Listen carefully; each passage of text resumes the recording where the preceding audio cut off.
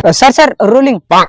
तर नमस्कार मित्रांनो, मी पत्रकार इमानदार खरेखुरे. आज आपण बोलणार आहोत प्रत्येक खेडेगावातील महत्वाच्या समस्यांबद्दल, आणि त्या समस्या म्हणजे गावात साचणारी घाण आणि नको असलेली विजेची लोडशेडिंग.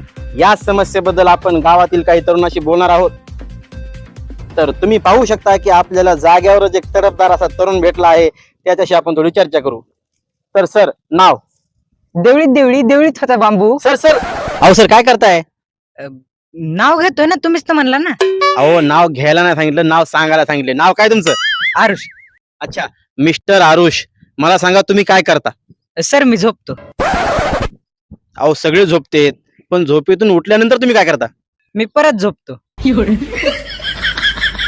अहो सर, तुम्ही दिवसभर काय करता? सर मी दिवसभर झोपतो.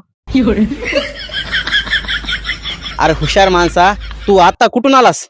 मी आता झोपेतून उठून आलो. बरं, आता कुठं चाललास? आता मी परत झोपायला चाललोय. अरे हुशार माणसा, तू काय करतोस ते जाऊ द्या. फक्त मला सांग, आजकालची ही जी तरुण पिढी आहे, त्यांना तू काय संदेश देऊ इच्छितोस का?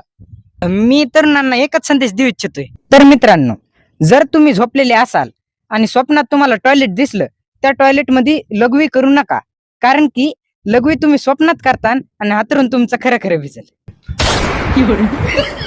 मैं गाली नहीं दे सकता. गाली नहीं देना.